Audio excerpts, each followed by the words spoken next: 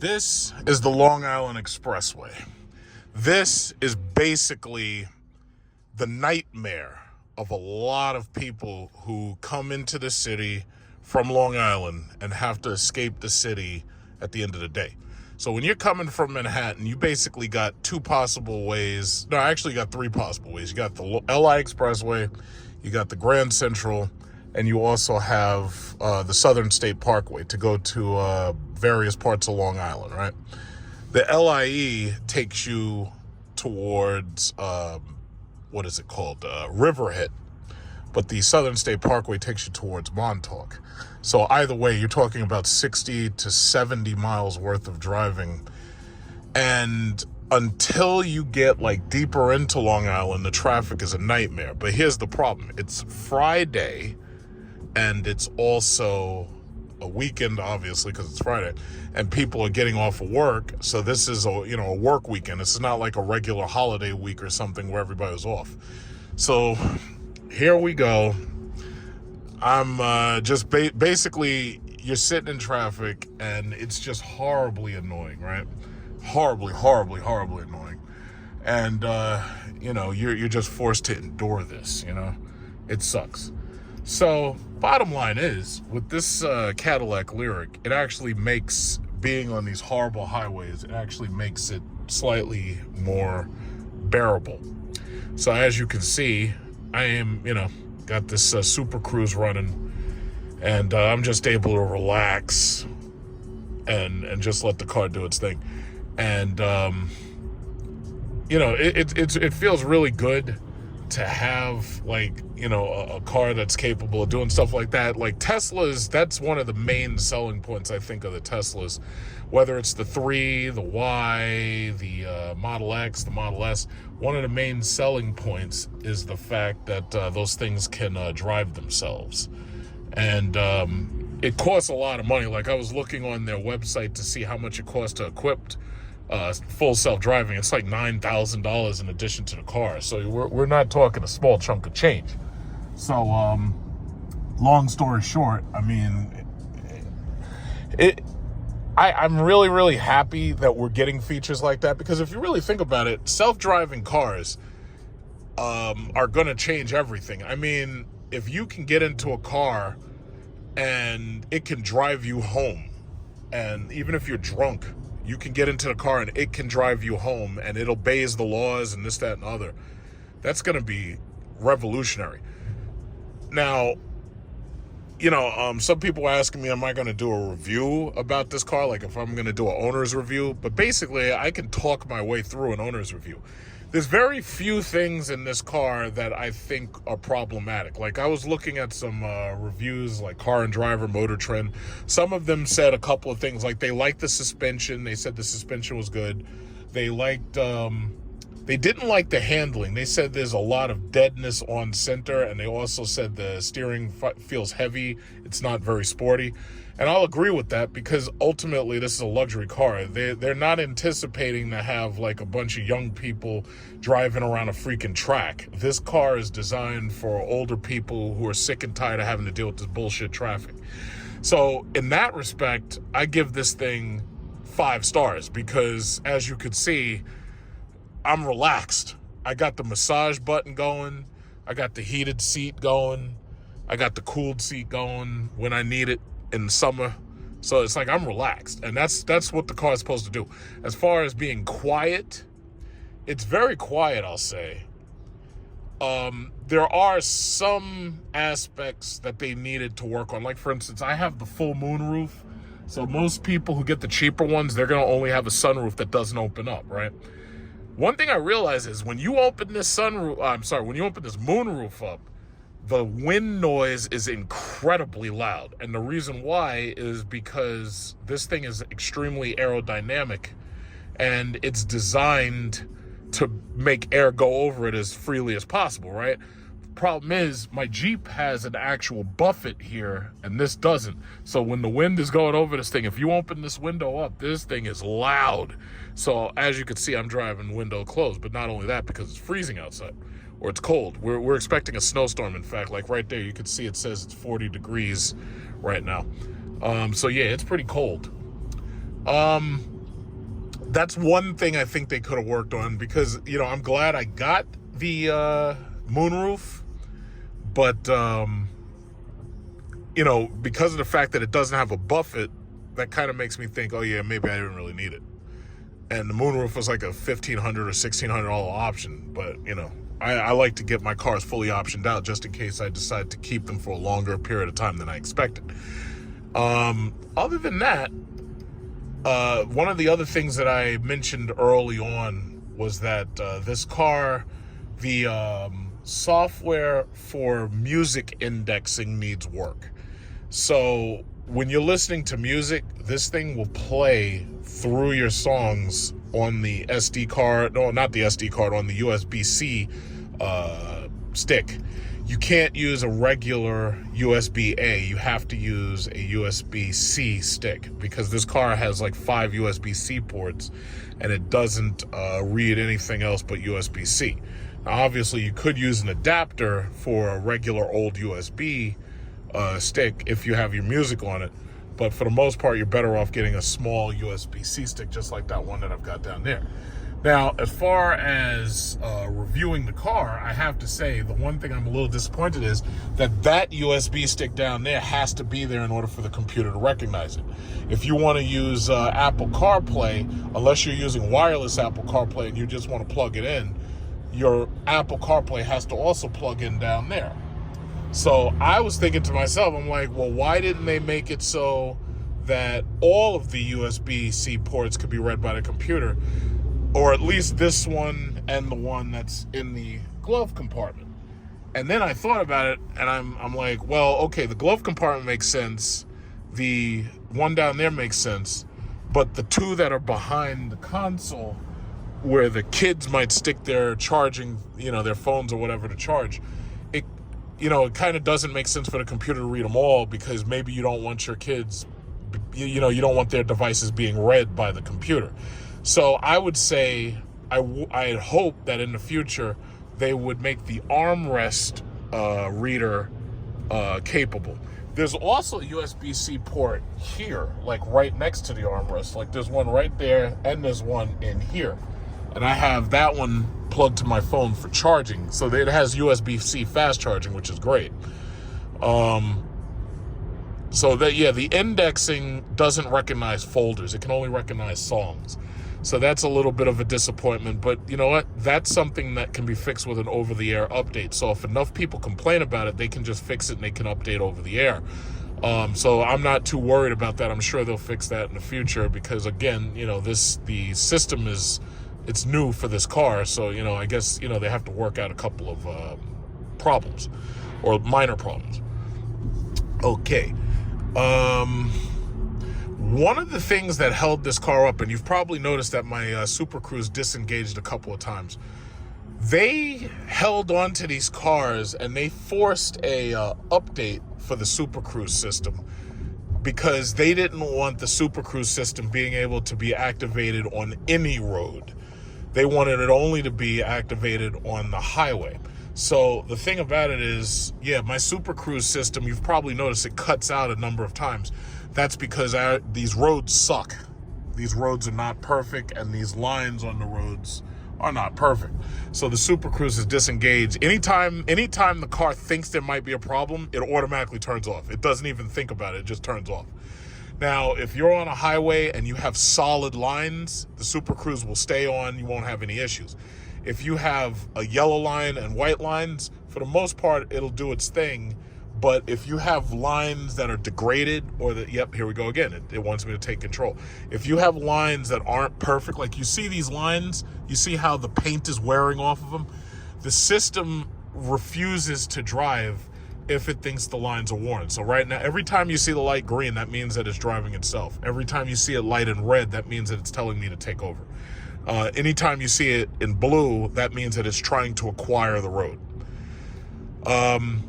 The software basically, they're updating it over time, but yeah, there are a couple of issues. Like, for example, today was the first day I was able to turn the map on right here.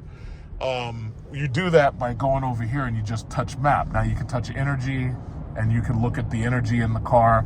You can touch gauge and you can look at the gauge. They have a clean gauge where all you see is the very basics, and then they have map.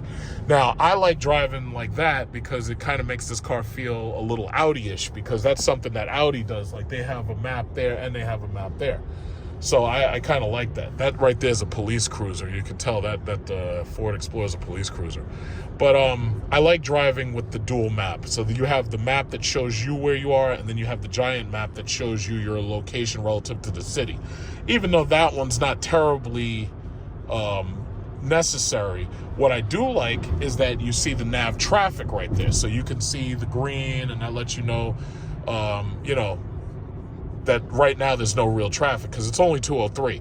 4 o'clock, this shit is going to be a nightmare. And anybody who's driving out of the city, they're going to be in a nightmare. Now, I don't know what it's going to do when it sees these double lines on one side, and because that's an HOV lane, and it says HOV is 6 to 10, 3 to 8. I think I could drive in it, but I'm not even going to bother driving in it because right now traffic doesn't really warrant me driving in it. So overall, I mean, I just showed my friend and I showed some of his friends at work this car, and they were like, wow, and they were like blown away because, as you can see, the interior is gorgeous. This might be one of the most ambitious interiors Cadillac's pulled off, because I remember the CT6. I like the CT6, but if you're gonna make luxury cars, you have to make white an option. And this is not white. This is actually called off gray. Well, no, it's called sky gray. So sky gray basically comes out to being off-white. They do have another interior that's more white than this, but I was like, nah, I'll take sky cool gray, and that was the interior. But everybody was looking at this car, and they were like, wow, this thing's amazing. And they were like, yeah, God bless, man, that's amazing, this is beautiful. So this car is an instantaneous head turner. It looks like a spaceship, and inside it feels like driving an S-Class W222, and I love that aspect. Now, the newer cars, like when they update these things, like the Escalade is going to have a stretch across screen, just like the Lincoln does, where it stretches from one side of the car all the way to the other. That's a bit excessive. It's a bit much. And it looks really nice, but I wasn't really a fan of it because they take away a lot of leg space, and then they only have a touchscreen right here. So they had that huge, and I made a video about it. They have a huge screen that stretches across, but then they only have a touchscreen right here. I wasn't a fan of that. I'm about to get off. So, yeah, I mean, the reason why it's turning blue is because it sees me using manual control right there. So I'm, interrupting it. But, yeah, I mean, this thing, when you're in a car, when you're in this car specifically, it's like you don't want for anything. This car has like every single feature you could want in one of these cars. But it's odd that there are some glaring omissions. For example, there's no HVAC for the rear passengers. If you're in the back, you can't control the climate. There's no multi-zone climate. Now, my aunt had an XT5, and her XT5 had multi-zone climate for the back. And I'm surprised that they didn't use the XT5 parts and the XT6 parts to this car. Like, I'm surprised that wasn't a feature that they included. In addition to that, there's no heated or cooled rear seats. As far as I'm concerned, if you want to call yourself a luxury car, you should be coming with heated and ventilated front seats, period. Now, as far as packages, like to add on, yeah, you should be able to get rear heated and cooled ventilated seats. Now, the Celeste IQ, which Cadillac, for some strange reason, they want $300,000 for the car. I don't understand that shit at all. And I don't even understand how they think that car deserves to be $300,000, because from what I've seen, it's basically the same exact equipment of this Lyriq. It basically looks the exact same. The only difference is you can get it specified to your taste. Like they'll do any color you want beyond the colors that they have. They'll make it very bespoke and everything. But I don't think that's worth $300,000. I think they're crazy. I think they set the price like that just so, people would take notice. But that said, The Celeste IQ has the exact same seats in the front and the back, which I think is brilliant. So you've got heated, cooled, and massage seats front and back, and they're all activated by these door buttons. I think that's brilliant. Mercedes and BMW have little iPads in the back. I think that's kind of stupid, because those iPads obviously could get lost. They could get stolen if somebody makes it into your car. And even though that iPad will probably only work with that car, I just think that that's dumb. If they wanted to implement stuff directly into the car, it should be attached directly to the car. Like, for example, you could have headrest monitors, and the headrest monitors allow you to manipulate the seat or manipulate heating, cooling, and massage and stuff. Because basically all you're talking about is 3 switches. Heating switch, cool switch, and a massage switch. And for the most part, most people aren't really playing with the massage button. They're just going to turn it on and just let it roll. Either that or it'll turn up the intensity or turn down the intensity. But as you can see by that wall, all it really takes is 3 switches. There's a Rivian right there. Here, there's an EQS SUV. Over here, you're starting to see, this is Roslyn and Massapequa. No, I'm sorry, Massapequa was the opposite direction. This right here is Roslyn and Great Neck, right? So basically all of these houses, gated residence, as you can see, it says estates, and you got gates and shit like you're in Home Alone 2. And the thing about it is, all of these houses are really, really expensive. And the malls over here are really, really expensive too. But you're starting to see like wealthy people, especially to take advantage of these tax credits, while by the way, America's government is now $34 trillion in debt, right? But I ain't even worried about it, because the people who are running this country are basically running it into the ground, and there's almost nothing you can do about them. So the bottom line is, I got my tax credit. So $7,500 tax credit, and there's the S-Class, and there's that G-Wagon. So basically, when you're over here, when you really want to show how rich you are, you got the S-Class, you got the G-Wagon, basically. There's the BMW iX. More and more of these wealthy people over here are buying these electric vehicles, because they have houses, they have chargers just like me, and they don't want it. There's an i4, you see? Like, you're starting to see electric cars everywhere if you know how to look for them. But there's a lot of Teslas in here, because they got a Tesla dealership in there. But these people are buying these things up, and they're if they are just driving back and forth from home to like nearby, it's like they're all buying electric cars. They're buying mostly Teslas. Like, when you go into this when you go into this car lot, you see mostly Teslas. Gas is high, and these people are driving these cars, and they don't want to pay for gas. Like, they just want, it's like a usage tax. They want to pay to have their car, pay their insurance, but they don't want to pay anything else. There's another Rivian right there. And in case you didn't see it, I made a video driving the Rivian. I actually liked it. It had a couple of flaws, but I actually liked the Rivian. It's very fast, because it has like 4 motors in it. It's very, very quick. But it's not for me. I mean, I liked it, but I didn't like it that much. But, when it comes right down to it and choosing, like an electric vehicle, I think GM actually has everything it takes to hit the ball out of the park based on this car alone. And also, I made a video, I drove the Chevy Blazer. GM has what it takes to hit the ball out of the park. Ford is fucking stupid.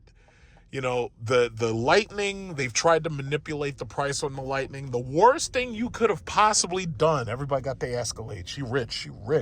She not even paying fucking attention. Put that phone down, stupid. Oh, wait, what was that? Was that electric?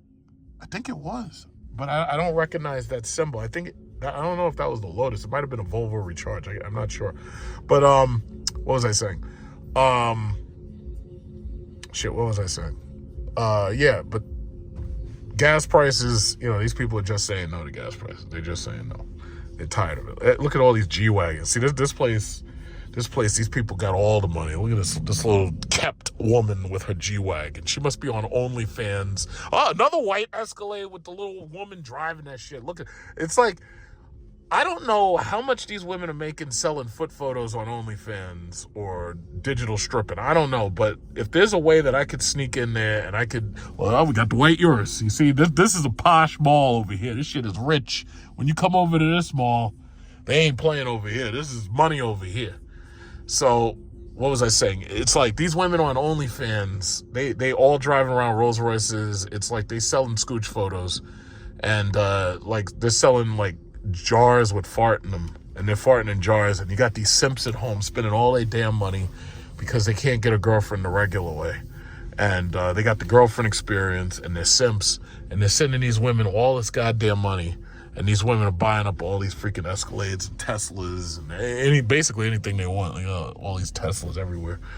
But yeah, and they're buying all these Tory Burch bags, and they're buying, what is this, Michael Kors. I have no idea who Michael Kors is. And Range Rovers, and they're buying all this stuff based on foot photos. Like, they're selling feet photos, and they're getting rich. They're selling these feet photos. Like, I wish I could get into that, because if there was a way I could get into that, believe me, there'd be some pictures of my feet, and they'd be some nasty-ass looking pictures. But as long as I'm getting paid, I can give a fuck. And I take all that money and put that into dividend-paying stock. Look at this. Wolford, Mackage. People still buy Mackage, too. I'm surprised. And Blue Mercury. And Sneakerology. Yeah, over here, we got some money over here. You know, either you're rich and you shop here, or you're pretending to be rich and you shop here. You know, you got some money over here. M50iX. There's a lot of electric cars, a lot of Teslas. You can see there's a lot of Tesla just had a record year. A lot of these S-Class S580s. I love that car, but I tell you, with this, I don't feel self-conscious about not paying Mercedes $800 a month for insurance. You know, but what was I saying? Yeah, you can come on up. Bentley, you got Bentley up here, Teslas. I wouldn't want to park here though, because these people are way too close to each other. Like some of these parks are horribly. Yeah, look at this lady. The hell are you doing? You can't get that slow ass thing out of there. And see, these old ladies with all that money and shit, she could have an X6, she could have an X5, she will run right into your goddamn car.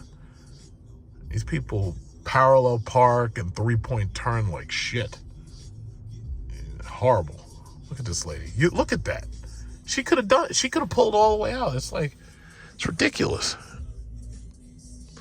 But better safe than sorry, because here you got a brand new X7, and this chick will tear your car apart if she tries to parallel park.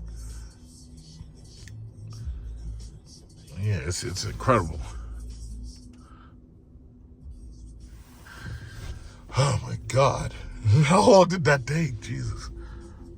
Look at this lady. She got the Porsche. Old lady, she got the Boss. She's selling the foot photos on OnlyFans. She got Boss in her Porsche Cayenne Turbo. We got the Bentley over here. Ioniq 5 Teslas. GT43. Like, just, when you want to see like brand new cars, this is where you come. I came by because I wanted to check and see if they had the Cybertruck sitting around, but I guess they don't. Oh, okay. So they replaced the Model 3 that was inside with a Model X. And what else they got? P85. All this is their Tesla stuff. Just Tesla. Yeah, it's just Tesla. And they want you to demo drive these damn cars, but I can't park there and I can't park here. Yeah, I was checking to see if they had the Cybertruck, but they don't have the Cybertruck. I haven't seen a Cybertruck on the road. I've only seen it in the store. St. John, all this. You got Brooks Brothers. You go in here, they make you sit. Now, first of all, I'm going to go to Indonesia, and I'm going to have suits made, tailor cut. Oh, okay, I could park right here. But no, I'm not going to. I could have my suits tailor cut to fit in Indonesia, just like I did in Thailand. And that's really the hack. What you do is if you need a big wardrobe, save up your money, fly to Thailand, fly to Indonesia, and you can get suits made for like $100 each or $200. But what's so funny is if you were to have suits tailored here, all they do is they send the, that's that XM, $160,000. Look at how ugly that blacked outness is, but that was an ugly ass car. But that, you know, I wasn't happy with driving that car. And there's another Rivian, because the the transmission really felt weird on that car. So I wasn't really excited about driving that car. Wasn't really excited about driving that car, not too much. I mean, it was kind of cool, but I think it would have been better if it was a full electric car. But they already had the iX, so I guess they didn't think that they wanted to have the XM be an electric car. They wanted to, you know, I have no idea why they would make an XM into a freaking SUV. I have no idea, but BMW does what BMW does. But $160,000, that's a non-starter. That's ridiculous. For that kind of money, you get an S-Class, or you might be able to get a G-Wagon. Well, no, you can't, because a G-Wagon's about 200. Yeah, so, oh, look at this guy, S-Class, S580, USMC. Yeah, I like that. I really do like that car, but with the insurance prices, it's like, nah, no way in hell. No way in hell. It's just too much. It's just too much.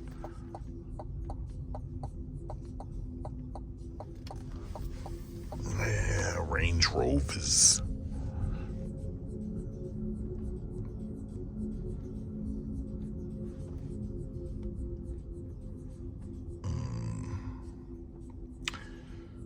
Yeah, so they didn't have the Cybertruck. Maybe they'll have it later. So maybe I'll stick around and come back. But yeah, man, see, that's the beautiful thing about driving this car, especially this car, is like when you have this. In fact, let's see what's over here, because I think Lucid's right over here. I brought you here to test drive the Lucid Air, I believe. I think it's right on this side. Look at this shit. Oh, Bentley, look at that Bentley. Yeah, they got money over here, boy. We spending money over here. Oh, you know what? Maybe the Lucid, I think, was on the opposite side. Yeah, so, you know, this video is kind of like part review, part tour.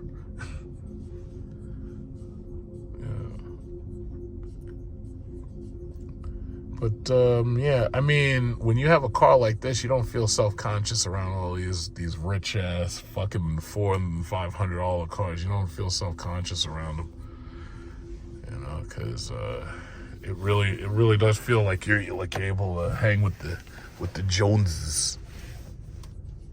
Oh, shit. I didn't know you were going to walk in front of me.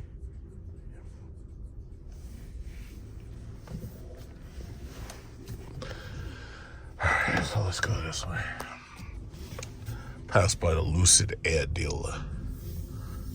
Or the Lucid Air Gallery. They have a Fisker Gallery, but it's inside Manhattan. So one day, if there's a holiday, I might shoot by there just to see the Fisker Ocean. So I can make a video driving it.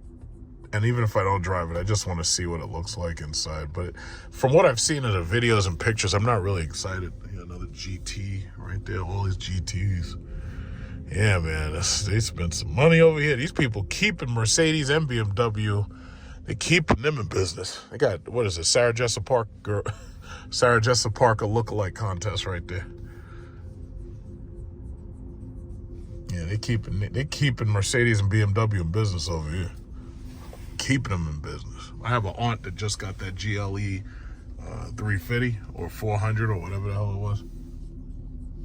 Oh shit! Oh, watch out! Okay, let me just go. Let me get out of the way. Yeah, I think the Lucid guys are over here. Honestly, I tell you, because I made a video driving a Lucid, after this, another XM, man, these people fucking spending that money, boy. They keeping BMW business over here. But after having driven that Lucid Air, I would never buy that car over this. Oh, that must be one of the McLarens, because there's a McLaren dealership over here. Yeah, see, those are the Lucids. And the Lucid had a nice sale when it came to leasing, The problem with Lucid is the insurance is so goddamn high, because the problem with these electric car companies, you know, the problem is the insurance is high. Like Tesla, if you have a Model 3, you're paying like $400 a month in insurance. Unless you have some kind of special discount, you're paying a lot of money in insurance. And insurance on these electric cars right now is pretty high, because a lot of these car companies, they don't outsource their parts. It's like they make their own parts, and you have to get the parts from them. And these things are kind of hard to fix. I think that's a Audi S7 maybe, or A7. Yeah. And they're right next to an Audi A8. God damn, these people keeping these Audi, they're keeping them in business, boy. Yeah, the Audi A8 is boring to me. Like the A7, I actually like the styling of it, but it's small. The A8, the Mercedes S-Class blows that thing away in like every single dimension. Just blows it away.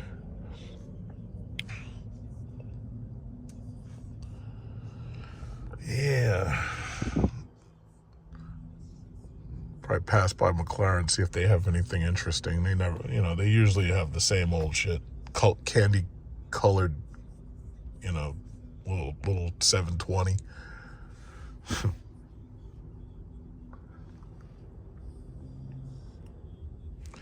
What the fuck do you want? The thing is beeping at me. I don't know why.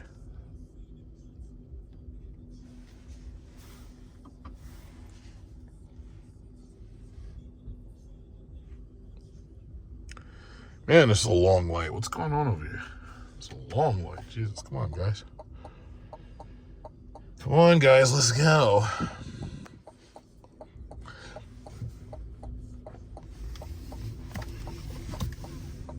Oh, that's a woman in there. Damn, must be selling them feet photos on OnlyFans. Got her A8.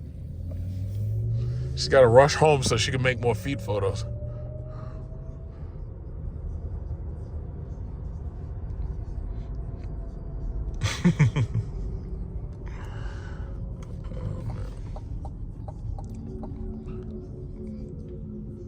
Yeah, but it makes you wonder, like, where's technology going to be 10 years from now? Like, 10, maybe even 50. Oh, there's that Audi e-tron. I can point that out in the lineup. What's this lady doing? It makes you wonder, like, could you imagine 20 years from now where all this technology is going to be? I feel bad for these people who are so emotional about electric vehicles versus internal combustion vehicles, because the facts are the facts. First of all, internal combustion vehicles are more likely to catch fire than electric vehicles. The problem is the news likes to report on Teslas and they like to report on electric vehicles. So they pay no attention to gas car fires at all. But the statistics have pretty much proven gas cars are more likely to catch on fire.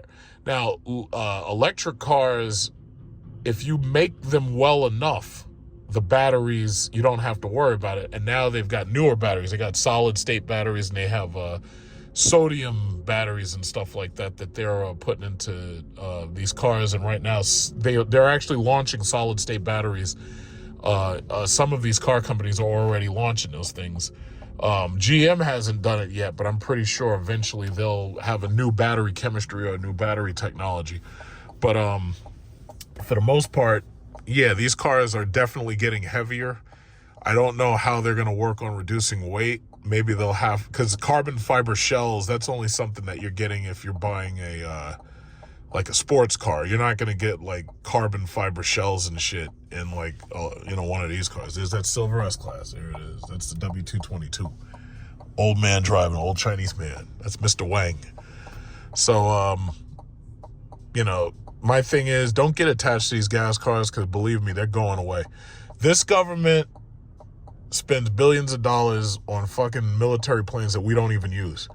Trust me, they'll spend half of that and they'll wipe these electric cars. They'll make it so electric cars just take over. They'll wipe out the gas cars. They'll put the electric cars up there, and there'll be nothing you can do about it. They'll put them on a pedestal. But it's coming. It's just coming. It's the future. I'm sorry. It's the future. Even the rich people, as you can see, most of these rich people, they get in these electric cars. They don't care. It's the future. Battery recycling is going to be a huge industry. So I'm going to look and I'm going to try to find out where I can invest money in battery recycling. On top of that, well, I already got money invested in electric car companies. I already did that. But I want to definitely get into battery recycling because I already have lithium stocks. A long time ago, I was telling you all about lithium stocks. This was a long time ago. This was like 2013, 2014. Because after I saw Tesla for the first time, I was like, yeah, I know these are going to be big. That's why I invested in them, and I made a lot of money on Tesla. But recycling batteries is going to be a big industry. That's going to be a huge industry. So it's coming. Again, it's coming. These industries they're going to be popping. Look at this. This is Long Island sports cars. And I'm pretty sure they're open right now. Long Island sports cars. Oh, they got an Aston Martin Vantage and what was it? McLarens. That's all they really sell. They sell a lot of McLarens. A lot of McLarens in there. A lot of McLarens. 720s, all that. Aston Martins, yeah. Yeah, they got some serious shit up in here. Aston Martins, McLaren, Aston Martin. Look at that color. That's a nice color. I gotta say, the only Aston Martin, and that's not it. Is it? No. The only Aston Martin I really like is the Aston Martin DBS from Casino Royale. If I ever had to buy an Aston Martin, or if I ever could buy an Aston Martin, it would be the DBS. Look at that. I think that's the one that's supposed to be like a sports car. Yeah, they got some shit in here, boy. Usually they have like Lamborghinis sitting around. Yeah, they got some shit in here. It's like, look at this. This is like, what we got here? Look at this guy. This guy got the Durango driving around haphazardly and everything. Yeah. Yeah, they got some nice stuff in here. Real nice. But it's all sports cars, though. It's like, yeah, that's that DBX. They got the DBX, or the Lagonda, I believe. They got the Aston Martin Lagonda. But you know what? A lot of this stuff is not moving because unless you're super rich, the insurance on this shit is sky high. It's like the insurance is so expensive. It's like ridiculous. Absolutely ridiculous. I got this guy right next to me. This guy sneaking up on me with the Porsche Taycan. Porsche Taycan's a little too small for me. They're cute, but they're way too small. It's like I can't even sit straight up in one of those damn things. Yeah, I err on the side of practicality and space. I need space.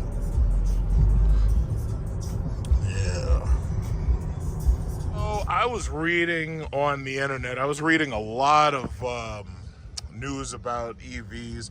One thing I've noticed is MSN is like extremely anti-Elon Musk and it's extremely anti-Tesla. And it was like every single thing that I was reading was like anti-Tesla or anti-Elon Musk, basically. And they were talking about like all the problems with Teslas and this, that, and other. Now, never mind the fact that the free market has basically spoken and has made Tesla like pretty much the best EV seller that there is globally, with the exception of China's BYD. But the simple fact is, because of Elon Musk's political views, and he likes Trump, and he swings conservative, and he's basically turned Twitter into a whorehouse. A lot of people basically are disgusted with him and they hate him, despite the fact that it was their subsidies that basically created this guy. I liken him to Frankenstein's monster. It was like Dr. Frankenstein,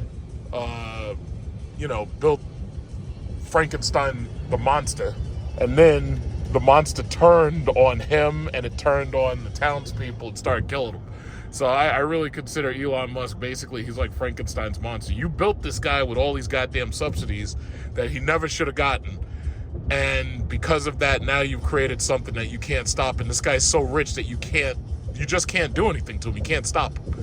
I think that's ultimately the real shame of being an American. It's like, in order for you to actually secure your First Amendment rights, you have to be so much richer than everybody else that when they say something about what you're saying, you could basically just tell them to shut the fuck up and you can keep on moving. And that's basically, it's a shame that you have to be rich to secure your First Amendment rights. Now, normally you secure your First Amendment rights with the Second Amendment, but even gun owners just aren't exempt from, the liberal elite basically saying that you're not smart enough or you're not elite enough to have an opinion.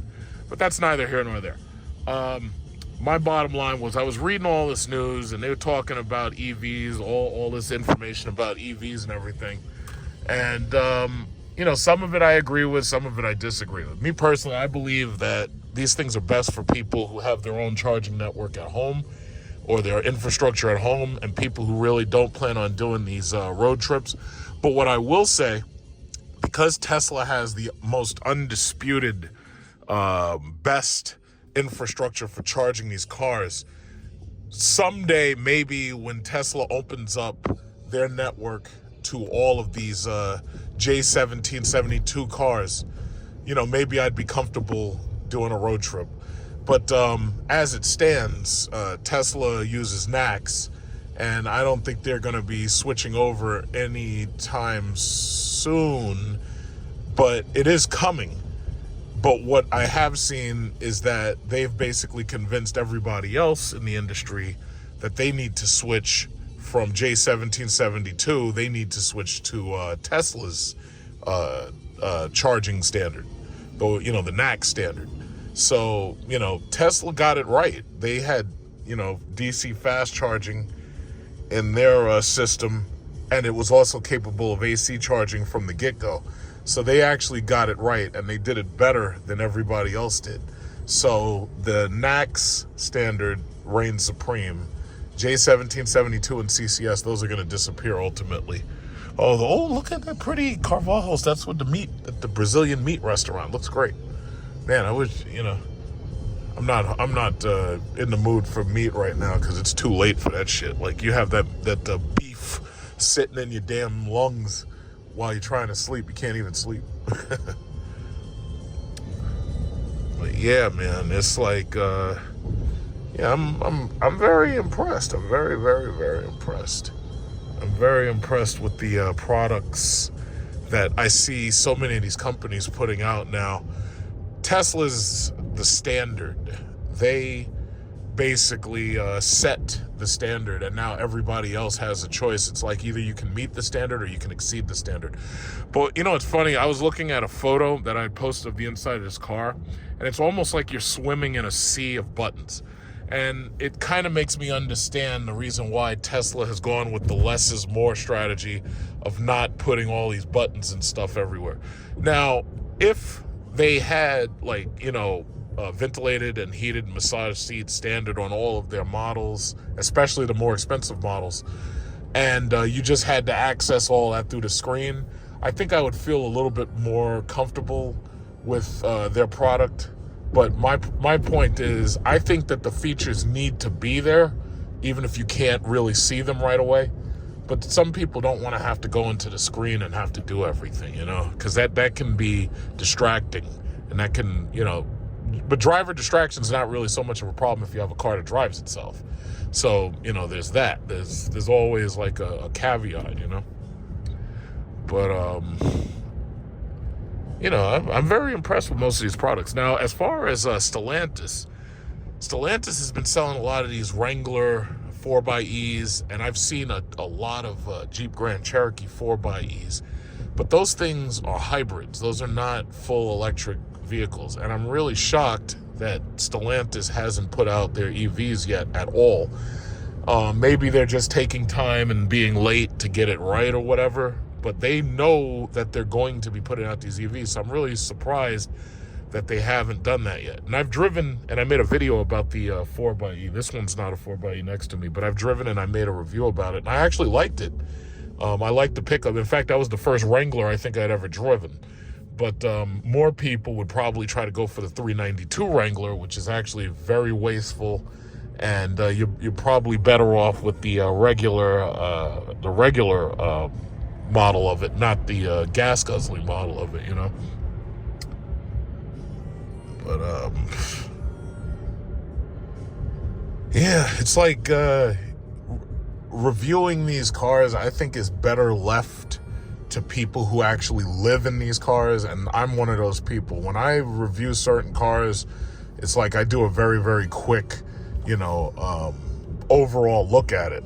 But when I buy a car and I'm reviewing it, it's easier to, you know, to understand it better. Like, I've been driving this car only since January 2nd. I've already got almost 300 miles. By the end of tonight, I'll have 300 miles on this car.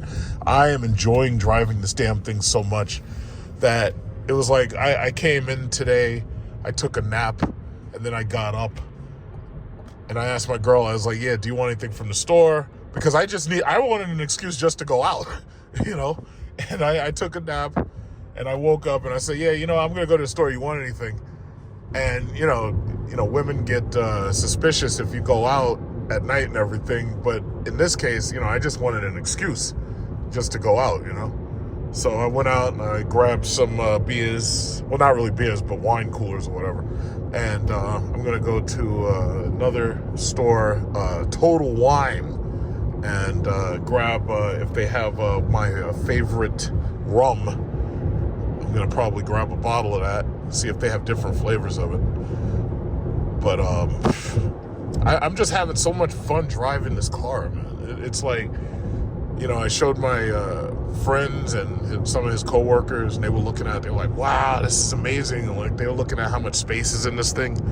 Because this thing, like these flat-floored EVs, they're amazingly spacious, you know. And I got to say, Cadillac and GM, they really knocked it out of the park with this. And the Chevy Blazer. The Chevy Blazer it's slightly cheaper. It has a decent interior. It kind of feels a little on the side of a rental grade interior, but the car itself is kind of expensive because it's like $59,000. It's basically well equipped or decently equipped to things like $60,000, and that's before you try to get like the SS model, which is like $65,000. So the SS model damn near costs as much or more than one of these Lyriqs does. But I have to say, when GM really puts their mind to it, they can really knock it out of the park. You know, when they put their mind to it, but they have to, you know, they have to tighten up a couple of things, but when they want to, they can do a really good job. You know. Now, as far as some people were asking me about how's the road feel, because of this car's wheelbase, it goes over bumps pretty well, like speed bumps and everything. I would like to see if they put the magnetic shocks from the V series on these cars. I would like to see what the ride quality would be like if they had the magnetorheological shocks. But other than that, I mean, this car's ride quality is it feels very low center of gravity, very flat down to the ground, but it's like this car probably drives better than like any Cadillac I've ever driven before, and I've driven them all. I've driven the CT6, the XT5, the STS, the SRX, the Escalade. I've driven just about every Cadillac. Now the Escalade's different because the Escalade is so much bigger and it has that air ride suspension. So the Escalade is a bit different. But I've driven the CTS-V coupe and whatnot, and I have to say I really like the ride of this car. This Trax, a Chevy Trax. So eventually they're going to have the electric version of that Chevy Trax right there. And basically Cadillac in China has the Cadillac version of that. It's called the Optic. So they have the Optic, the Lyriq, and then they have the Vistic. And I was looking online because I was really interested and exciting about the Celestiq, but they're talking like $300,000 for that car. And that car basically is this car with the front interior stuff put in the back. So you have heated, cooled massage seats in the back. And I really don't understand what makes them think that car is worth $300,000. I do not understand that at all. But, I think they did that just for attention. Because, what the really expensive car is really going to be that Escalade, but that's going to be more realistic for some people to buy, the electric Escalade. And after seeing that at the US Open, I'm really excited for it. But for most people, it'll be the Vistic, which is the 3-row to replace the XT6. And I think most people will probably go for that instead because of the price will be so much lower. The Vistic will probably be about $80,000 to $100,000, somewhere between there.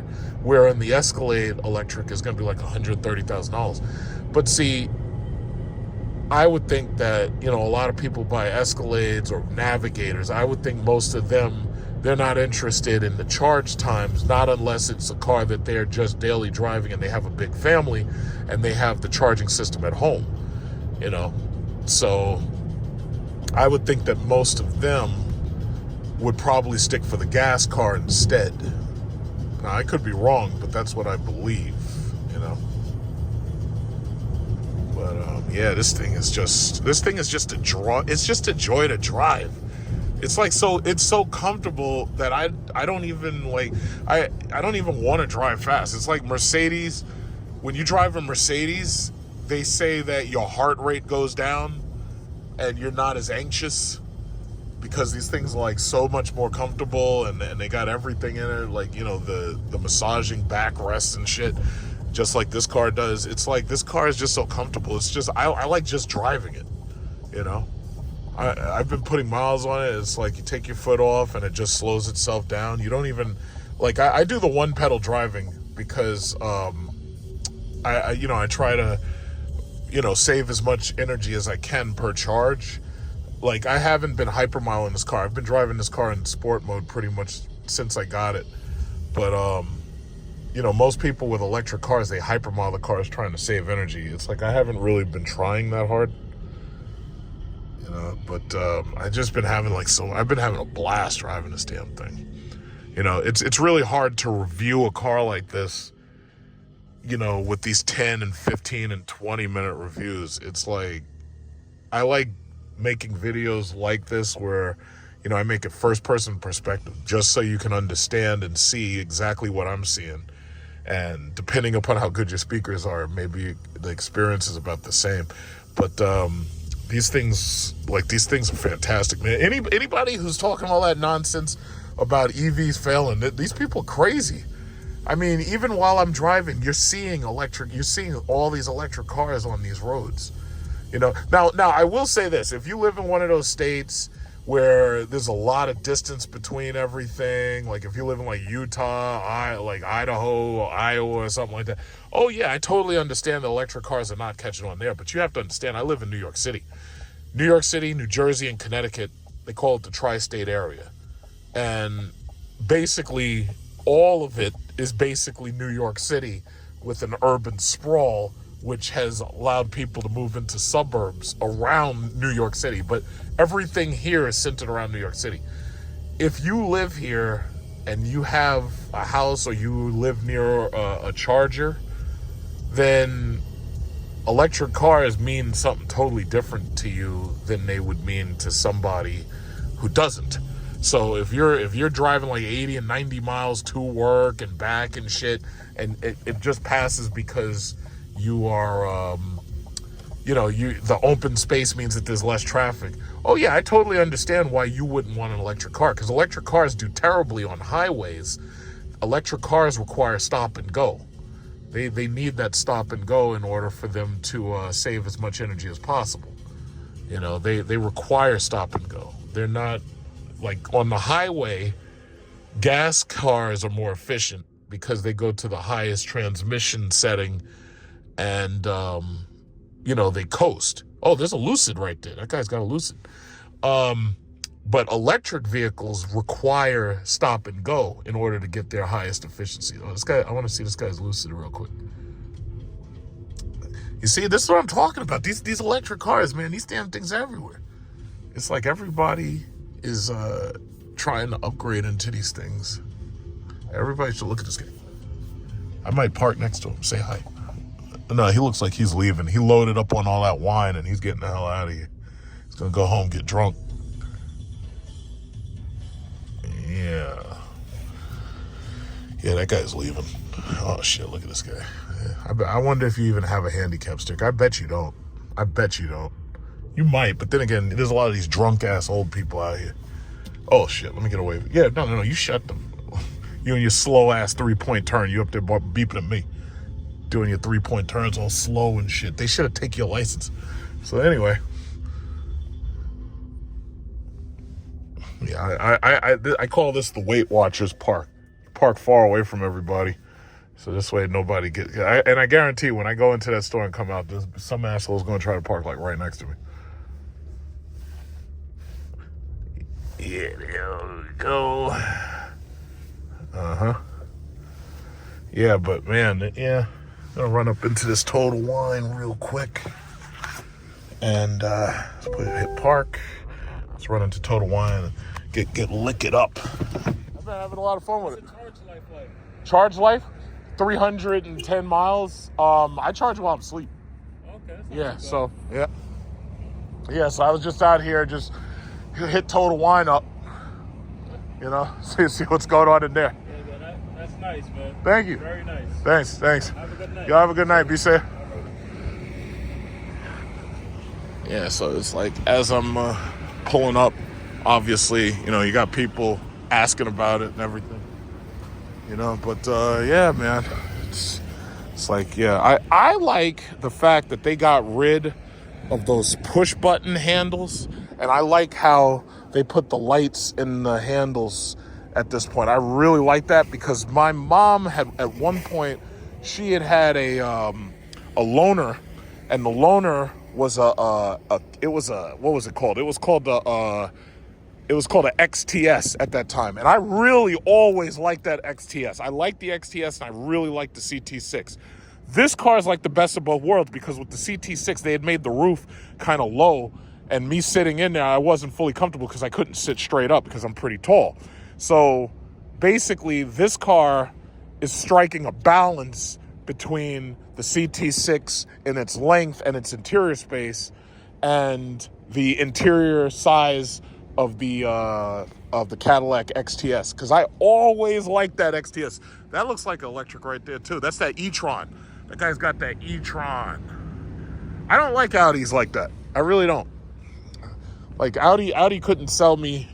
They couldn't sell me a car. But I had driven that e-tron. I made a video about driving that e-tron, but I just didn't like it.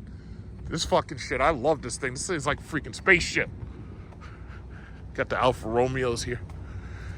Yeah, so I'm just gonna run into this Total Wine, check on this rum, see about some coconut rum, you know? Yeah, and the 22s really make it pop. Like the 22, like there was no way I was gonna get 20s. I had to get 22s. That really, really makes it pop because then the wheel wells look the way they're supposed to look. I was looking at the Celestiq on YouTube. The Celestiq comes with 23s. And I'm like, who the fuck would put 23s on these damn cars? But you have to take out the wheel and tire package, and that's like $1,700. So as long as you do that, you're fine. Total Wine. It's a little cold out here.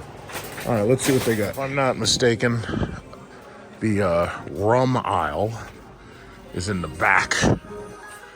This place is like Disney World for alcoholics, basically. But I'm not an alcoholic. I don't drink to excess. First of all, I need my coconut rum so I can cook. And I get basically cooking wines and baking, you know. Oh, Moscato, what is this? No, that's not Moscato. Shit. All right, so it should be right over. The rum aisle, I think, is over here. Yeah, it's like Disney World for alcoholics. What is this? Gin, cognac, vermouth. What is he? Excuse me, where do you keep Malibu coconut rum? Next one. Thank you. All right, let me stop because there's all this music, so I'm gonna get soundtrack copyrights. Oh, there it is. There it is, right there. Let's get it. It's basically right here what I really came for. Like, they have like sales on spiked lattes and stuff. But it's like I don't drink like all that stuff. I just need the rum for the cooking, you know. So yeah, I tried 2 Largo Bay. I tried a tropical and mango. All right. Yeah. So they were pushing Largo Bay. I haven't seen this flavor before, but I'm gonna give it a try. I'm gonna see how well it bakes. Like if you bake like a cake, or because I put rum in like all of my cakes, you know. So whenever I make something, or you know, I have I was thinking I have enough cooking wine, but I use good products when I cook. So you know, when I make stuff. Like, that's why everybody loves me at the office parties. All right, let's get up out of here. Let's get this alcohol. We got SYSBM right here. All right, let me come over here. All right. So I got what I needed. Let's get up out of here. It's like, yeah. I'll probably charge my car. Either I could charge it tonight,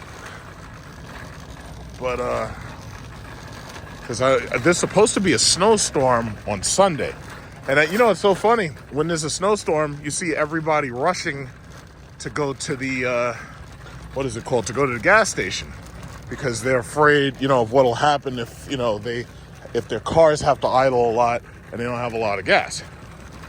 So I don't have to do that. I'll be in my bed asleep and the car will be charging.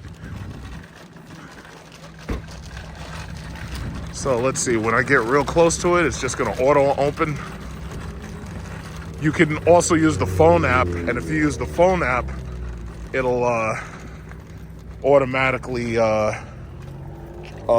heat the car for you. So it'll be nice and warm when you come and get in. Now, I think I may have showed this, but maybe I didn't. But this has the Cadillac symbol there. And if you just wave your foot in front of it, it'll open up. So that's pretty much a feature. I think they have that on the SRX. And I think they have that on most of their other cars. But that's a pretty good feature. And yeah, of course, I paid the $400 extra. So I got all the floor liners. In fact, yeah, I'll show you the other floor liner. Well, then again, I think I already did. But some people were telling me that they bought their car, but they didn't get the cargo cover. But that's not a big deal. If you tell the dealer will order a cargo cover and it'll come to you within like maybe a couple of weeks. So that's not really a big deal. Yeah. Yeah, man, I'm just having so much fun with this goddamn thing. This thing is freaking amazing. So yeah, hit the unlock button. And just do the little dance, the little light thing. When you drive up to people and it's dark, they can see the lights and everything. And you know, up until more people actually get Lyriqs, it's like it's special. You know, eventually all of these cars are gonna have like those light things and everything. So yeah, so. Yeah, boy. Oh, yeah, you see this? It says I have 65 miles remaining. So the lights are down to 65 miles. I'm probably going to charge it tonight because there's no point in not charging it tonight. So I'll charge it tonight.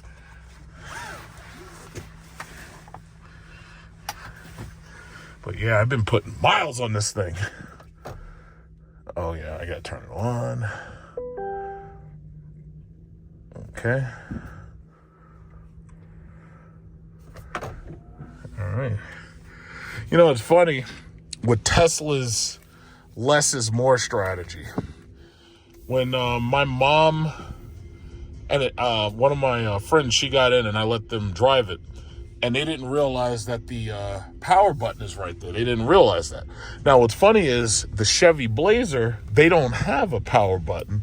You have to just put your foot on the brake or the accelerator, and the car knows that you're ready to drive if you have your key, and if you try to change the drive setting. But Tesla basically convinced people that because of the fact that the car is always on anyway, you don't really need an ignition button and you don't need a power button. So basically with a Tesla, when you just get in, the car knows that you're in there and that you're authorized to drive. So it basically just allows you to drive. You know, some people they're not comfortable with the idea of an always on vehicle. They're just not comfortable with it. Some people are comfortable with it, but some people just aren't comfortable with that. So that's one of the problems I think that Tesla does have with certain potential buyers. It's like some people, you have to give them features that they're familiar with.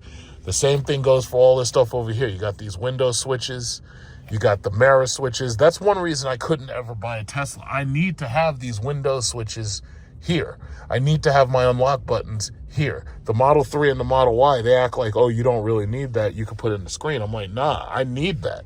And just like to adjust my steering wheel, there's a steering wheel adjustment button, and it's right here on the steering wheel. And I don't want to drive a car if I can't easily adjust the steering wheel and the mirrors. Like I have to have that. Now, you could try to convince me I don't need it, but then I'll just tell you, yeah, I'm not buying your product. So it's like, I don't mind buying and holding and shorting Tesla stock. I have no problem with that. But I can't ever see buying one of their cars. Like that Cybertruck, the hype, I think, is dying down.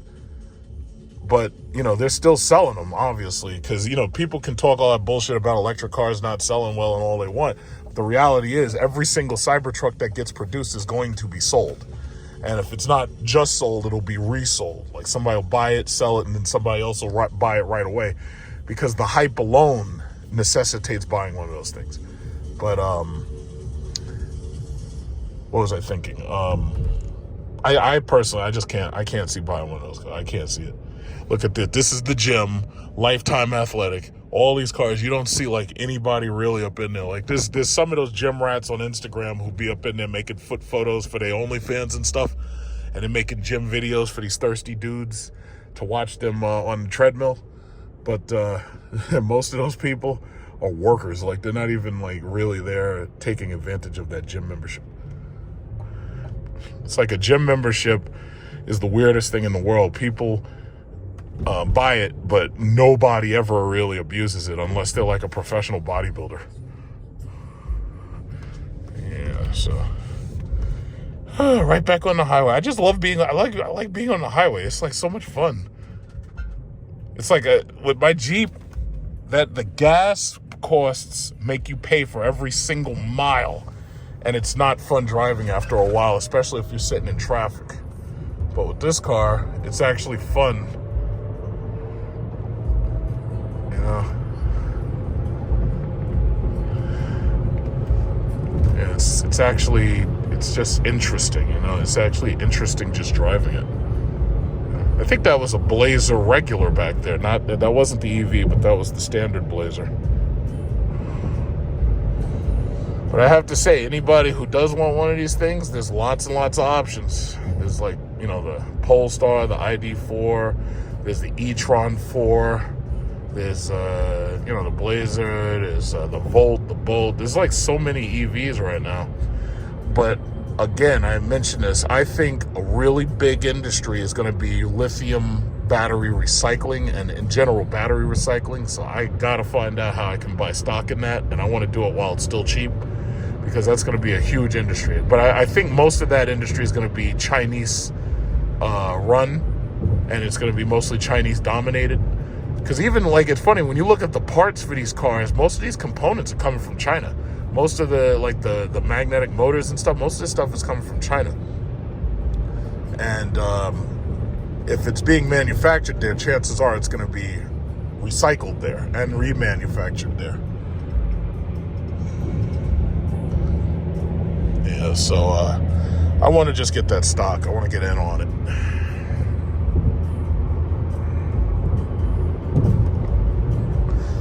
these tires, the tire industry is going to make a lot of money off of EVs because EVs typically go through tires quicker than regular cars do because they weigh so much. It's like this car, you have to fill the tires to 40 PSI. Now, these are high-load tires that have to be at 40 PSI. With my Jeep, you only needed 35 PSI, and those were like, truck SUV tires. Get around this guy. Yeah, I like just passing these fools. Anybody who's in the middle lane, you just get passed, fool. You just get passed. Nothing you can do about it.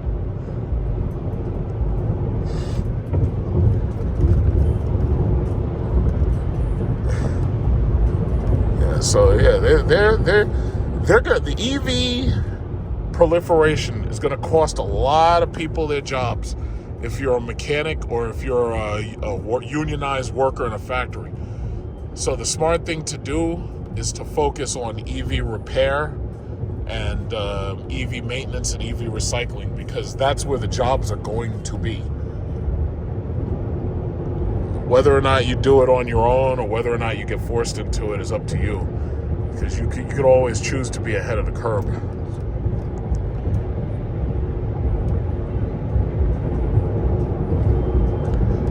Yeah, I just love this thing, man. I love it. Everywhere I go is just exciting. It's just exciting.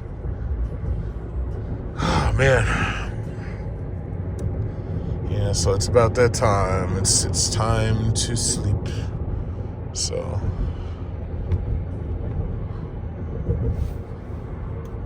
about that time.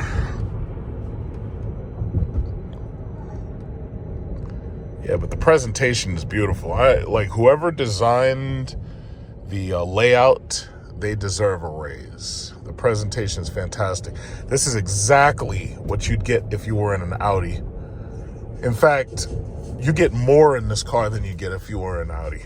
Because I drove that e-tron, the Sportback, and very nice, but it was too small. As far as the technology goes, I have more technology than that. And at the price point of this car, there's pretty much no competition for it. So, yeah. I think I basically covered everything, as far as reviewing. I'm very, very, very impressed. And I'm pretty sure that within the next 10 years, the products that they make are going to get even better. Because Cadillac really has stepped their game up, and they're really, really ambitious.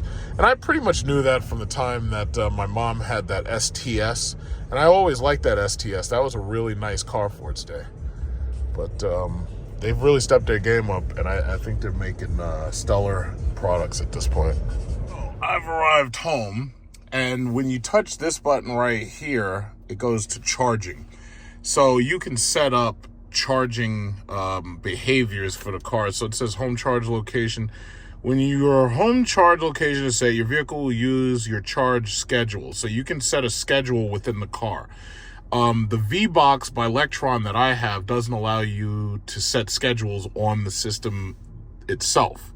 So you can set schedules within the car, which is just as good, because basically it tells the car when to charge and when not to charge.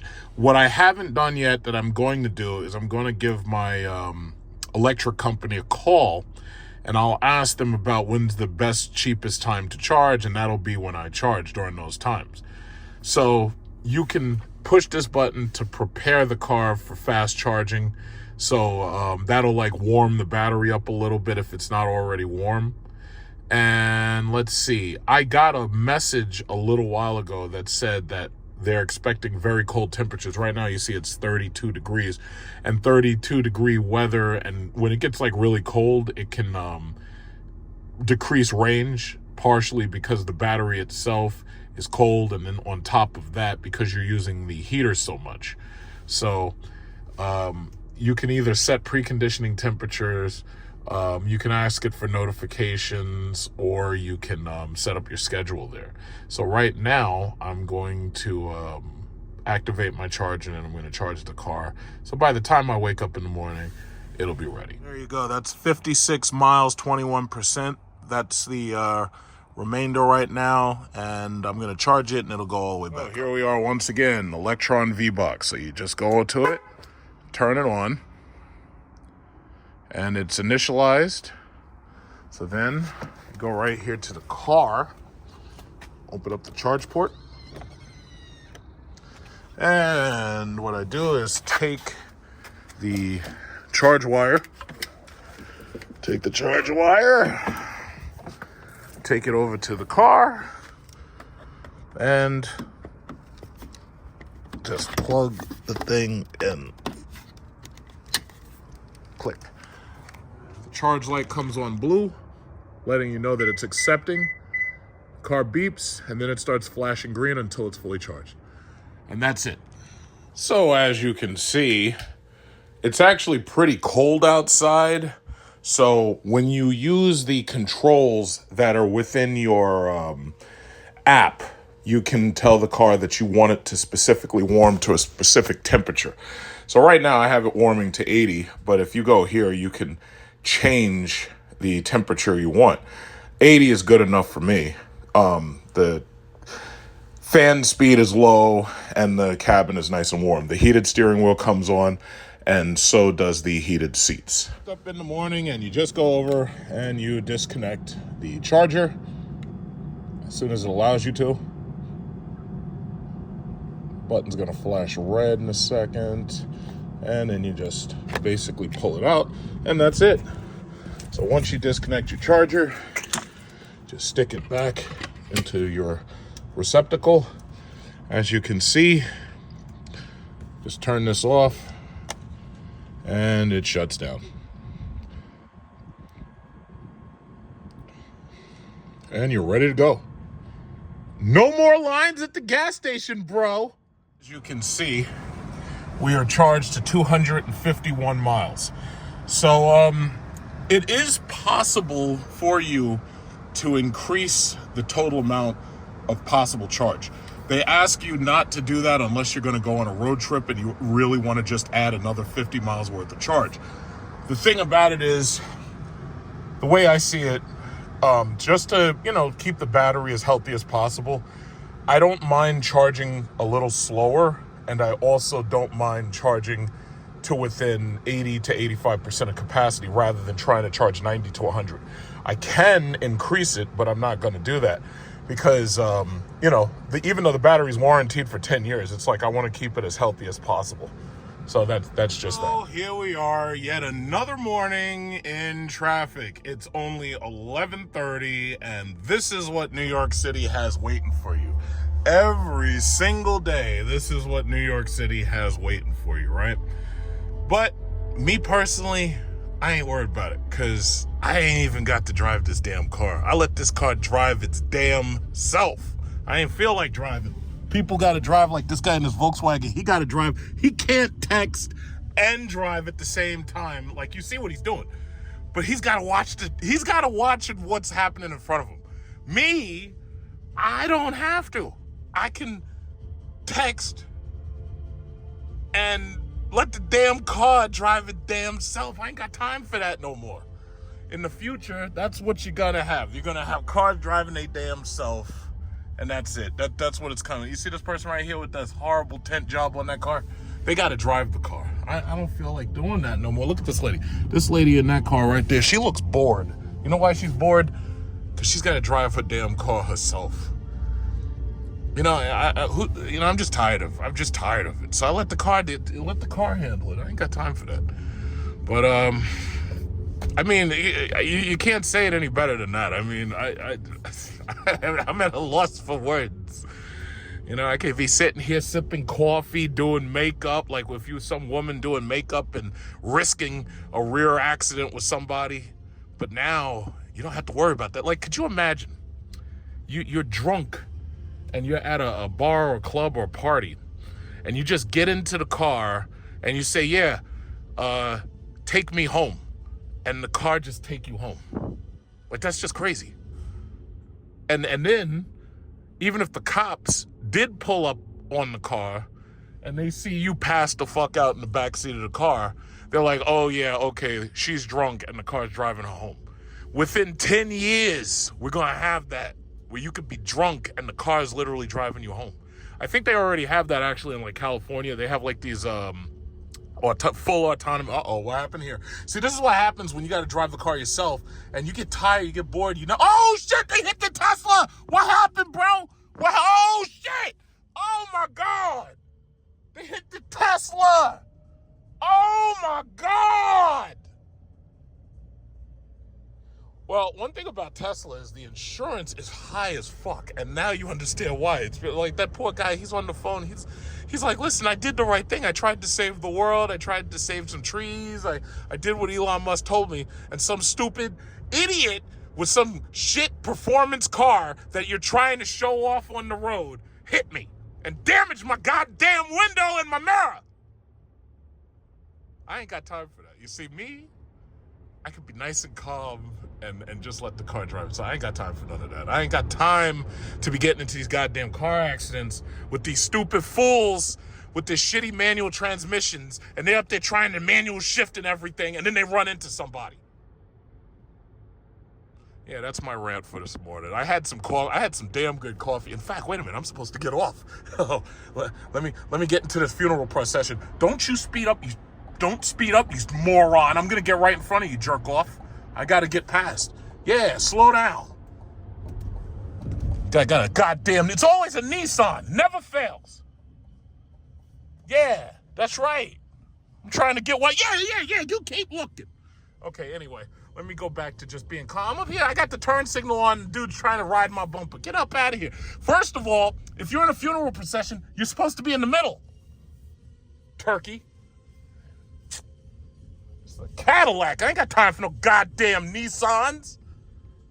Yo, man, I don't know what was in that coffee, but I am charged right now. I'm supercharged. I am supercharged. Automatic, supercharged. Automatic, supercharged. Automatic, supercharged. Automatic, supercharged. Hey, what's going on? How you doing, Lee? What's up? I'm supercharged. Automatic, supercharged. Automatic. Yeah, I'm hyped, man. I gotta slow down. This freaking coffee, man, this shit got my blood pressure like sky high. I feel bad for that guy with that Tesla, because those Tesla, that's the future right there. I feel really bad for that dude. I feel bad for him. Oh, they're the EQS. Look at that. Love those EQSs. My aunt's got one of those. But yeah, it is what it is, man. I feel bad for him. Yeah, so just backing into a parking. I think I probably may have showed this. I really think it was brilliant. What they did was they made it so that, you know how women curb up your goddamn rims? Well, they have a line watcher camera so that you know exactly how close your rim is. And then they have the overhead view so that you know look at that. Look, holy shit. You know exactly how close you are to the wall. You know exactly how close your tire and rim is. I'm almost starting to think maybe I shouldn't have bought the tire rim protection. But then again, this is New York, and we have horrible. Oh yeah, see, my seat is vibrating like crazy. You see that? My seat is vibrating like crazy because I am so close to those branches, right? So all I gotta do is just nudge up just a little. But what it is I bought the tire and rim protection because I have these 22s, and I want to make sure that if anything happens, because the way the tire and rim protection works, if you damage a rim or you damage a tire and rim protection, they give you a new rim. So, I mean, have you ever seen these people who drive around in these luxury Mercedes and BMWs and Audis, right? And they're driving around with like one spare tire because they destroyed a rim, and now it's going to cost them $1,500 to fix that rim. Yeah, well, I have rim and tire protection. $1,700 it cost. Now, I know somebody's going to say, oh, that's stupid. You shouldn't pay that. If I bust a rim on one of these goddamn potholes that these communists didn't fill up because they're so busy ticketing people for driving over 25 miles per hour, well, guess what? I get a brand new rim. It is what it is. So, all right. Yeah, I'm going to one of my favorite stores right now, and I'm just gonna, get out and just go into my store right here, because do that little early morning shopping, you know. Do that early morning shopping. You know. It is what it is. You know, you got to do that early morning shopping. You know. As soon as I walk away, it'll close itself and bid you adieu. I don't even have to touch the keys. Look at that. It's going to close itself. Okay, bye-bye. Okay, I'll see you later. All right. Yeah. All right, well, you know, I'm pretty much almost done. Because the thing about, you know what's funny? A lot of these reviewers, hey, that looks like a pair of luggage keys. A lot of these reviewers, when they review cars, they just, you know, driving around in fucking circles and shit. It's like, that's not how I do it. It's like, in order for you to properly review a car, you have to live with that car. And when you live with it's just like reviewing a woman. It's like when you're looking for a wife or a girlfriend, you're not going to know who she is until you live with her. Once you live, if you can deal with that shit, that's how you know she's the one. But some of these, you try to live with some entities and you'd be going out of your mind. You literally go crazy. You know, some of these entities you can't live with. That's the truth. Yeah, I just got to get a couple of toiletries. I got to get some cleaning products because I use that cleaning vinegar on my stove. And I got to get some little feminine products. Don't ask. So, yeah, man. Supercharged, automatics. Supercharged. Yeah. Yeah, that guy saw me recording down the aisle, but he wasn't going to say nothing because he don't want this Desert Eagle. He don't want it. Supercharged, automatic, supercharged. Oh, God. Where's the cleaning vinegar? Excuse me. Where's the cleaning vinegar? Where is it? Oh, the cleaning products on this wall. Oh, they got baking soda, too. Baking soda. I got baking soda. All right, so we got Pine Glow. Where's the vinegar bottles? I think it's sold out, man. They buy up all the good stuff. Man, I may have to go to Family Dollar. These guys about to fight. He hit him with the Scion. Yeah, there's all these people getting into these accidents. These people, you know. Road rage and all this Yeah, shit. you don't want no road rage. Damn. St. Paul Vincent. I like it. You like? Yeah. I like it. That shit. Yeah, but they started 60. They're not, and they have a smaller one coming that's even cheaper. They got one that's like 40. I don't want it small. I want this size. Want this size? Is it 4-wheel drive? 4-wheel drive, 2 motor. That shit is gas. I don't know a thing about cars, but this is boss. Yeah, no, I wanted it spec'd exactly like this. Yeah. You'll definitely get attention. Yeah. You say when you turn on the car, these things close in? As soon as you lock the car, they close.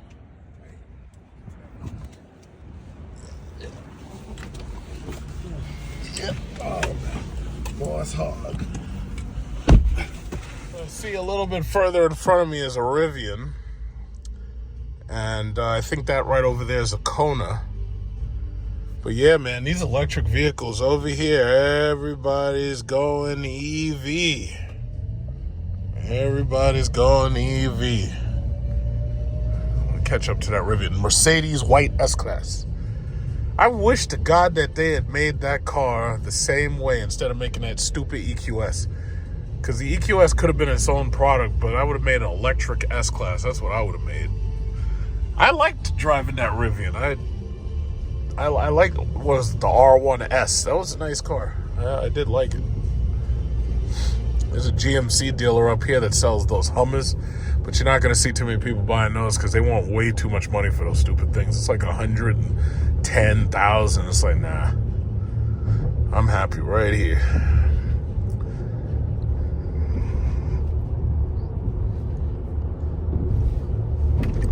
Yeah, so I'm basically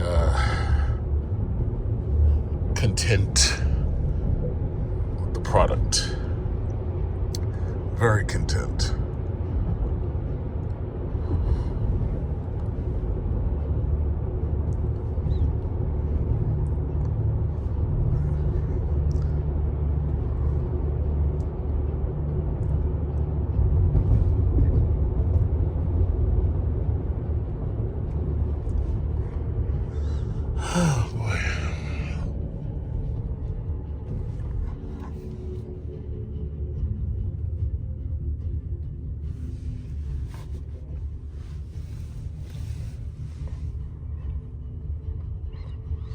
Yeah, so basically, I guess that's about it for now. I don't really think I have to make many more videos. I don't think there's a whole lot more that has to be said. It's like, it's just, yeah, it's just very, very comfortable, and it's just very, very fun to drive. And that's all it has to be for now.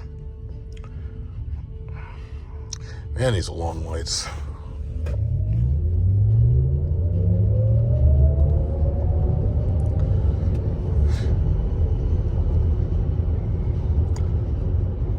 I will also say one thing I do like about being able to drive as fast as I typically do, or as aggressive as I typically do. One thing I've noticed even with my Jeep is when you have all-wheel drive and you're not spinning tires, like, because with my Chrysler 300 and my Charger Hellcat, I was spinning tires, and that eats away your tire life real quick. But I think I'll do a lot better with the tires on this car than I will with either of those rear-wheel drive V8s. Definitely, even though this car is way heavier, it'll still do better on the tires than it would on those cars. Because spinning, you know, and I think that's like one of the last things I'll say. It's like I just watched this video, and I put it on my community chat, but it's between Racer X and what's that guy called? Brooks, Drag Times Info, I think, right? Drag Times had no helmet on. You got the guy, Racer X, he has a helmet on. His Demon is stripped. His back seat was taken out. His front seat, the passenger seat, is taken out. You could basically see the car's bare bones and wires, right? And you're running races up against a Tesla Plaid with a Demon 170. And he lost every single time. And what's funny is that Plaid mode is one of the faster electric cars that there are, but they have newer ones like the Lucid Sapphire, which can beat Bugatti Chirons. And I'm like, how could people really think that electric vehicles aren't going to catch on when here you are, you pay $100,000 and you're able to race a $4 million gas car and beat them? Or here you are, now that Demon 170, they were overcharging the hell out of those cars. Like I showed you the one that they had here at security, and the markup is so high that for the price of just the markup, I could buy one of these. Or you could buy a Plaid mode Tesla for the price of just the markup. And I'm like, here you are, you got a car that's $90,000 to $100,000, which is able to race and beat cars that are $3 million and $4 million. And you think that electric isn't going to take over? It's like you're basically just fooling yourselves. I'm sorry. So, you know, it's like there's a difference between an opinion and an objective reality. The objective reality always wins. I'm sorry. It just does. It just does. I'm sorry.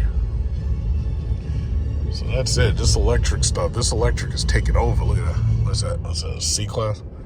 Yeah, electric stuff is just taking over. One of the next video reviews of a new car I want to do is I want to see that new Mercedes E-Class. But it's going to be a while until they actually get that in stock. So I've got a little while until that happens. Yeah. It's actually pretty interesting. I was about to end this video, and then all of a sudden, it started snowing. And this is like the first snow that we've had for the year. So as far as dealing with snow, as you can see, that's the wiper where you push and you could spray the windshield, or you slide this knob and that changes the speed for your wiper blades, right? So that's how you do it. Like, you could keep it on low. I don't really need it to be too high. And this is me testing my car in the snow. So I had no idea that it was going to snow today. I thought it was going to snow tomorrow. So already, here we are with this first winter test. And you know what's so funny? You know, this is a nice car and everything, and I've had people like, oh, you're not going to really drive that to work, are you? You're not going to drive that into the city, are you? Oh, so when it snows, you're going to drive your Jeep, right? You're not going to drive that car, right? I was like, wait, it's just a fucking car. I've had better cars than this. I've had more expensive cars than this. And my thinking is, it's like, it's just a car. It's like, I want to enjoy this car. Let me turn this heated seat down because my ass is getting hot. And let me turn this heated steering wheel because my hands are toasty. Everything's toasty. But yeah, I'm like, yo, it's just a freaking car. It's like, it looks really, really nice, but it's just a car. And that's how I treat my stuff real well. Like you saw, I kept my Jeep in perfect condition. And let me say again, my Jeep, I'm going to rebuild parts of it because the Jeep is, the engine has basically just been rebuilt. I want new wheels and tires for it that are OEM wheels and tires. And I might change the exhaust on it. And I'm going to hold on to that Jeep just in case, because I'll never do any road trips with it. But the thing about it is, it's my Jeep. I own it. But what was I thinking? It's like, yeah, I drove that Jeep. This is an SRT branded Jeep in a market where you've got people literally carjacking people and robbing people at gunpoint for anything that says SRT on it because they can't possibly afford stuff like that, and most of it's not even being produced anymore. But people who are looking at this car, they think that me driving into the city, they think that's a problem. I'm like, yo, listen, it's just a car. It's like those people who keep stuff in garages and they never drive it. It's like, the hell with that. I don't care if it was a Bugatti, I don't care if it was a Lamborghini. I'm gonna drive that shit every day. You know, I wouldn't buy it if I wasn't driving it every single day. I want to have fun with it. It's like, I didn't buy this shit so I could just stare at it. No, I want to enjoy it. So, you know, I don't care how nice it looks. I'm gonna drive this bad boy. Look at this guy. This guy got a scarf and everything. This guy looks like Garfield. I got a scarf. It's like, geez, dude, you're inside the car. You're in your car. It's like, yeah, it can't be that cold in there. Come on. But anyway. Yeah, it's like, nah, man, I'm going to enjoy this. I'll drive this shit in mud. I'll drive it in water. I'll drive it in rain. I'll drive it in snow. I don't care. It's a car. It's just a car. But what I will do is I'm being very, very, very careful about how, you know, fast I drive. So this way you don't spin the tires or nothing. And let's see, make this light. Yeah. So yeah, I will be careful with it. But yeah, it's just a car. It's like, I ain't worried about it. Yeah, it's super fun, man. It's super fun. Like just, yeah, the windshield wipers, brand new windshield wipers. They feel nice and smooth, nice and quiet, super quiet. Yeah, man. It's like I expect whatever I have, I expect it to perform in every single scenario. Like, I wouldn't buy, and that was really the problem that I had with that Hellcat. When it's snowing, you can't drive that car when it's snowing because of the rear wheel drive. You're putting your life in risk. And, you know, snow and ice, man, no, you can't drive with the fucking car. And that was part of the reason why I went right back and I got the Jeep SRT, because it's like I had to have an all-wheel drive. It's like there was no way in hell I was going to take chances with my life driving a freaking car. And that Jeep SRT, I have to say, that Jeep SRT, I'll say up until this car right here, that Jeep SRT was the best car I ever owned. It was big enough. It was practical. It was all-wheel drive. It was able to handle the snow. It was able to handle the ice. I never had any problems with the tires. I never had any problems with it, with the exception of, you know, when I had to have the HVAC and the engine basically rebuilt. But other than that, no, that car was perfect right up until about 70,000 miles, and then it needed a workover. But, you know, that's kind of understandable to some extent. You know, these guys with these look at these women, all these women with these Range Rovers. Like, my question is, what is her OnlyFans, and how many feet photos has she sold? You know, because I know these women got to be selling feet photos. They got to be selling foot photos. That's what it is. They're selling photos of their feet, and they farting in jars, and they selling that to these simps. And they buying these $90,000 Range Rovers. That's what it is. They got feet photos. It's like women S-Class. See, I saw this woman, I think it was yesterday, in a sky blue brand new S-Class. That thing was gorgeous. Like, I never even saw that color. It was like ocean blue or some shit. That thing was beautiful. I was like, I ain't never seen that before. It's like, where's your OnlyFans? and I want to see some feet. Where are the feet photos? Because I know you're selling feet photos to afford one of those. You're either selling feet photos or crack cocaine. It's one or the other. All right. Yeah, right over here, there's a public charger. I might drive by there real slow just to look at the people who don't have charging at home and just take a good long look at them and then thank the Lord that if not for the grace of God, there go I. Yeah, right over here, there's a charger. Let's take a look and see what the public charger looks like. Let's take a look. Take a look. Let's see what it looks like. Because I'm on my way. I'll be home in a little while. But yeah, no, it's like I want to enjoy my shit, man. It's like I ain't worried about no damn snow. Just don't hit me. You know, if you hit me, I'm gonna sue the shit out of you. And you know, just don't hit me. That's all. Don't hit me. But yeah, let's go take a look at the public charger. Let's see what the public charger looks like. My videos are not just reviews. My videos are unorganized tours of New York. That's what my videos are. When I do a video, it has oh, look, that's a BMW.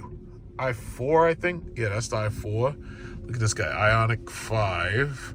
This guy's got the Kia EV6, I think. Oh, no, that looks like a Nero. Yeah, that's a Nero. Man, it looks like we're loaded up tonight. It's like, well, oh, look at this. And see these other people. BMW iX, he wants to charge. Kia, what is that thing? The EV6, the BMW, these people want to charge. And these look at this. So these people, look at this. This guy's got the Kia Niro. This guy's got, another BMW iX right there. So you got two BMW iX. Oh, look, Mercedes EQS. All the usual suspects are right here. And everybody's lined up. And everybody's waiting to charge. This guy must be rich right here. This Chinese guy with the EQS. That guy's rich. But anyway, everybody's lined up to charge except me because I got a charger at my house. There's no way in hell I'd be waiting out here with you people. No way. I'm going to go home, plug my car in, and go to sleep. See what I'm talking about? Yeah. That's how it worked. It's like, that's what I'm talking about. You see, you got to have a plan. You got to have a plan. I'll be charging my car at home, boy. Charge my car at home. Let's go over here, right here to Capital One, take some photos. Or not really photos. I don't really have to. But yeah, man, I ain't gonna be up in here with y'all people charging my car and shit. The hell with that shit. I don't like these people act like that's gonna be what the car meets of the future look like. Everybody's gonna be sitting around the charger trying to charge their car. Let's pass by one more time and then leave. They're gonna think that I'm trying to cut in line, but what they don't know is that I got my own charger at home. They're gonna think I'm trying to cut in line. That's what it is. Look at it. Man, this is the future. The future looks rough. Look at this guy. BMW iX. Look at this guy. I like that EQS. My aunt's got that. Yeah. All right. I'm done. I'm done fooling around. Man, it's snowing out here. You got to be trapped in your car waiting to charge a fucking car. The hell with that shit. I'm going home. See, this is the thing that I've been saying all along. The only time it really makes sense for you to have an EV is if you live near a charger or you have a charger at home and you also don't do that road trip shit. As long as you meet like those criteria, you're fine. You know, I got my own. Look at this. All these Teslas. I know most of them are probably waiting. It's like, nah, man, I ain't got no time to be at no damn freaking public charger. Hell no. It's like I'm going to be sitting next to you in the snow. It's like, what, are you crazy? Not on your life. Getting out of here. And they're going, you know what? I bet they're watching me leave, and they're probably thinking, oh, yeah, well, he probably thought the line was too long, so he decided to just give up and leave. What they didn't know was that I had a public charger at my own house. How about that? How about them apples? How about them apples? Yeah, it started coming down real quick. At first, it was like 1 or 2 flurries, and then all of a sudden, it just started coming down. One of the things, and now you notice I have 342 miles on this car, and I've only had this car a couple of days. One of the things that I remember reading about when it came to electric cars, they were saying that because electricity was so cheap, that people were going to actually end up driving electric cars more than normal. And it's absolutely true. Because, see, because of the high price of gas actually reduced the amount of driving that I was willing to do in my Jeep. So basically, if I was in my Jeep, I would go someplace and I'd come right back home. But with this car, I can just drive around aimlessly. I don't give a fuck because the electricity is so cheap. And people are like, oh yeah, well one day the electricity, they're going to raise the electricity price. The electricity going to go up. But like, excuse me, if they raise the electricity prices would go up on everybody simultaneously. So electric car or not, everybody would be paying more for electricity. For the most part, electricity is a byproduct of fossil fuels. So as long as fossil fuels have been cheap, what the hell is this? What is that? This guy's got balloons outside of the car. It looks like balloons. I can't really tell what that is, but it's floating, so it kind of looks like balloons. But yeah, it's like electricity can't go up so high that regular people can't afford electricity. And see, this is the thing that people don't understand about this country, and it's just like I was talking about these tax credits. Wealthy people have a house, can afford their own public charger. They can buy one of these cars, and they can charge it at home. So for you to be giving out these $7,500 tax credits, all you're really doing is subsidizing wealthy people. People who are on the lower income brackets, they can't possibly afford half. Is it the electric Lexus? Yeah, I drove that. That's the electric Lexus. I think it's the RZ or something. But yeah, like regular people, working class, poor, they can't possibly afford this stuff. They can't even afford Tesla Model 3s. A Tesla Model 3 and a Tesla Model Y, those aren't premium. No, well, I should say no, they are premium, but they're not luxury. Those are not luxury cars. Those cars are like rental grade. But the reality is, regular people can't afford this shit. No matter what, this is an $80,000 car. Regular people can't afford this stuff. So for you to be giving me a tax credit, first of all, I already personally know that it's because America lost the war against Russia for Ukraine. So in losing that conflict, they've basically created a situation where now they're forcing us off of gas and oil. They have no choice because otherwise gas prices would be so high that then they'd start to have public unrest, just like they kind of did back with, the gas prices skyrocketing like $5 and $6. But the reality is, yeah, we used to import a lot of cheap Russian oil, and now all of it's gone because we put sanctions on that cheap Russian oil. See, here's another, right here is a Tesla. This is like me doing my little tours. Tesla charger. Got the Tesla charger. I'm gonna pass by it just to look and see what the state of the Tesla charger is.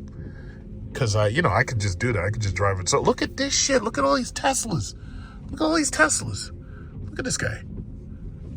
All these Tesla Model Ys. There's so many Tesla Model Ys. There's like a lot of these things. Look at these guys. Tesla Model Ys, Tesla Model 3s. But, yeah, we used to have all this cheap Russian oil coming in. And our government basically screwed it all up. And they say, yeah, we're going to put sanctions on all that cheap Russian oil. So now oil price is going to go up. Now, you see all these Teslas? One thing I got to say, Tesla has the best charging network that there is. And because of that, because Tesla has the absolute best charging network, these things are always like loaded. But from what I know, it only takes like 30 minutes to supercharge. It only takes about 30 minutes and then you're gone. But they don't have the new plugs yet. They don't have the what is it called? The J1772 CCS chargers. Because my charger accepts the what is it called? The DC fast charging. But they don't have those plugs yet. They only have the NACs right now. But they're going to upgrade all of these Tesla chargers. They're going to upgrade these things soon. But yeah, I just felt like passing by because, after all, I ain't waiting out here. I ain't waiting out here. I ain't got time for that shit. 30 minutes is a long ass time. I'll charge my car while I'm sleeping. Look at these idiots. Get out of the way. Stupid. Stupid blowing at each other. You guys are dumb. Look at this stupid BMW. It's always a BMW. It never fails. Yeah, but man, oh man, this thing, man. I'm just having so much fun driving this damn thing. I'm just like, I don't care what anybody says, man. I love it. I love it. I mean, oh yeah, electric sucks. It's like, yeah, well, you keep on talking that shit. You keep on talking. Yeah, here we go. Yeah, nice. I have self-steering ability, so I'm gonna throw that on real quick.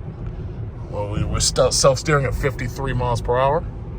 But yeah, man, let me tell you something. Oh man, I love this damn thing. I love this damn. I don't buy anything that I don't know that I absolutely love. I just don't. If I buy it, you can bet that I love it. Yeah, I made the right choice. I could have gone BMW iX. I could have gone Mercedes. It's like, nah, I didn't want that. I needed something different. I needed something real different. Yeah, I see you. What do you want? Super Cruise, unavailable. Yeah, it wanted me to pay attention or something. Okay, let me throw it back on. There you go. Some people have complained and they say, yeah, the Super Cruise keeps on disabling itself for no apparent reason. But as I've explained, it's like if you have crappy roads or you have certain conditions, yeah, the Super Cruise absolutely will disable itself. So I'm getting used to it. With a software update or two, it'll be even better. But for right now, I'm totally happy with it. For right now, I'm totally happy with it. I mean, it does what it's got to do. It does what it's got to do. Just, 53 miles per hour driving in the snow. So, when you're going to do a real review of a car, you got to live with that car. I live with these cars, man. And I've had like a bunch of cars. And, again, this car and that Jeep, those were easily my favorites. Easily my favorites. That's the only reason why I kept the Jeep. I could have traded that in, but nah, it's like, nah, I want to keep it. Because that car's bad, man. That car's a badass looking car. Uh-oh, we're looking for... The car, notice that this car, I didn't push that lever. The car decided to auto lane change. And it just basically decided on its own. And that's the thing that you also have to be prepared for. Look at that. The guy's got the Jeep Limited X. One thing you have to be prepared for, and you have to keep paying attention, is because if this car decides to change lanes for whatever reason, it will put this turn signal on, it will change the lane, and then it'll turn the turn signal off, and that's just it. So if it thinks that it wants to drive faster, it'll just go around the next guy if it wants to. And I find that to be really, really interesting and cool, I think, let me see. Yeah, that Super Ford Explorer. I don't know why that guy's slowing down and shit. Oh, okay, so you see that? I didn't push the thing, but it decided that it wants to get from behind the guy in that black car. It just decided to do that. I didn't touch nothing. You see? So it's just things like that. Like, some people might complain to Cadillac and they might say, yeah, I don't like the fact that the car likes to switch lanes a lot. But it only does that if it gets close to somebody who it doesn't think is moving fast enough. And keep in mind, I'm set at 53 miles per hour. So me personally, I don't really see the need to go around all these people, but apparently the car had better ideas. And I can't wait to see the Cadillac Ultra Cruise, like the Celestiq. That shit is gonna be awesome, because that car has everything this car has, but it has Ultra Cruise and it has a more advanced computer, and it has a more advanced telemetry and all that. Oh, and then now it's changed again. It's like, I didn't do that. The car said, fuck it. It's like it got tired this guy up here with that silver, that Japanese Honda up there. Got tired of him. Like the Super Cruise system is restless. Like if it decides, it's like, no, you're not moving fast enough. The shit just says fuck it. I just find that, you know, interesting. This is all artificial intelligence. That's why I kept telling you got to invest in these artificial intelligence stocks. Okay, it wants me to take control, which is good because I have to maneuver to the right anyway. So that's fine. And another thing about Super Cruise, because I remember driving the CT6, if you're getting off on an exit, it will turn off because it wants you to maneuver through the exit. So I think that's another liability type issue thing. You know, it doesn't want to maneuver through exits. It wants you to do it.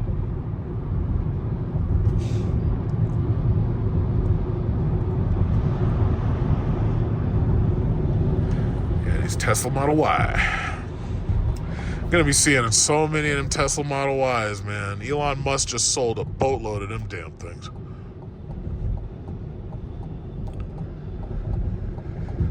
Boy, I feel so rested. And I feel so, like, not anxious and just totally, like, loose.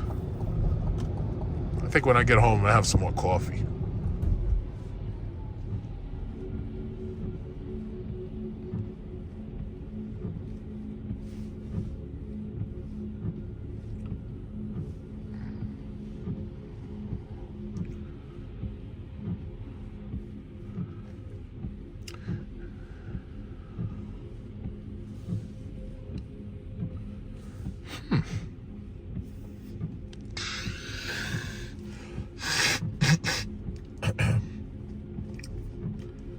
Yep. Crappy day.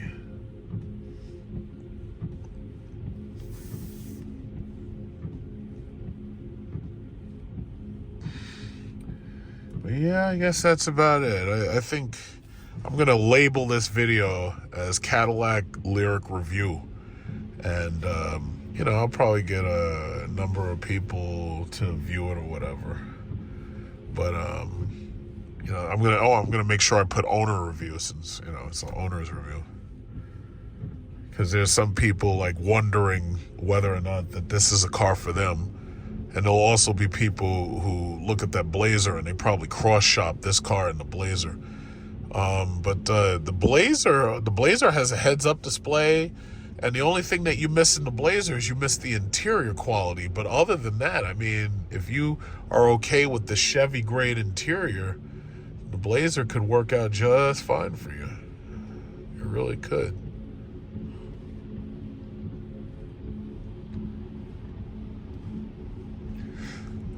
Yep. So I think this car has to be serviced every 7,500 miles. I think they take it in and they do a run through of it because, you know, there's no oil. So you're not doing oil changes, but there is like a 7,500 mile service that has to be done. But again, there's no oil. So, you know, it's just that they take a good look at it and everything. Yeah, but that's about it. That's about it. I'd say that's about it. I don't really have. There's not really else I can say about it. Thus far, initial reliability, initial quality. I'm super impressed. I'm super happy. Everybody who's seen my car, everybody I've driven, everybody who I've let drive it, everybody is just very, very impressed. Like when they open it up, they're like, "Wow." You know, what more could you ask for than that? To be continued.